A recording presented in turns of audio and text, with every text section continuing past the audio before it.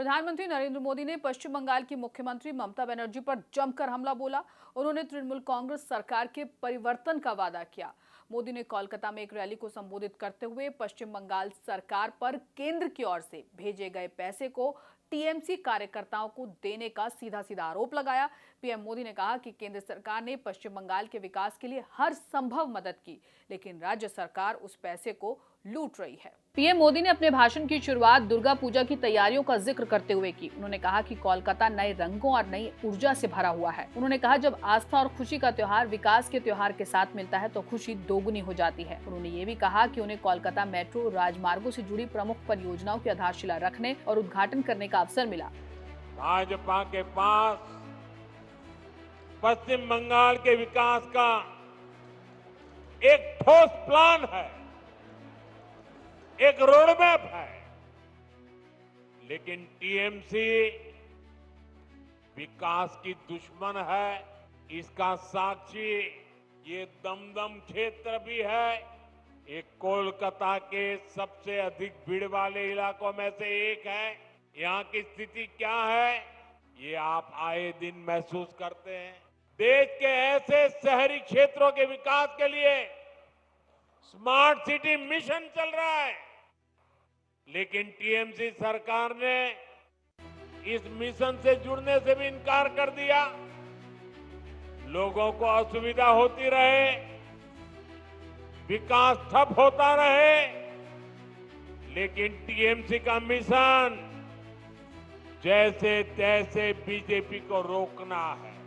PM Modi ने कहा कि पश्चिम बंगाल जनसंख्या के हिसाब से देश के सबसे बड़े राज्यों में से एक है, इसलिए जब तक पश्चिम बंगाल की ताकत नहीं बढ़ेगी तब तक विकसित भारत की यात्रा सफल नहीं हो सकती। बीजेपी का मानना है कि जब बंगाल आगे बढ़ेगा तभी विकसित भारत बनेगा। मोदी ने कहा कि केंद्र में बीजेपी सरकार ने पिछले 11 सालों में पश्चिम बंगाल के विकास के लिए लगातार हर तरह की मदद दी है। उन्होंने कहा कि कांग्रेस के नेतृत्व वाली यूपीए सरकार ने अपने 10 सालों में बंगाल में राष्ट्रीय राजमार्गों के निर्माण के लिए जितना पैसा दिया, हमारी सरकार ने उससे 3 गुना ज्यादा पैसा दिया। उन्होंने ये भी कहा कि बंगाल में रेलवे का बजट भी पहले की तुलना में 3 गुना बढ़ाया गया।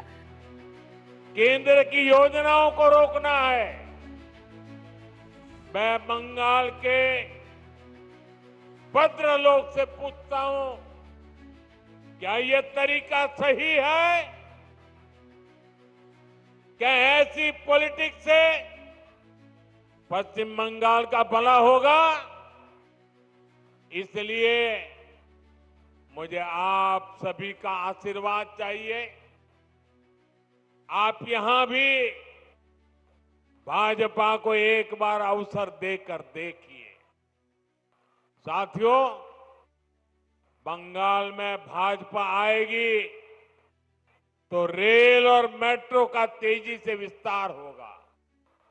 मैं तो चाहूंगा कि यहीं पर इलेक्ट्रिक व्हीकल से जुड़ा व्यापक इंफ्रास्ट्रक्चर बने। यहां बहुत बड़ी मात्रा में इन्वेस्टमेंट आए, नौजवानों को रोजगार मिले।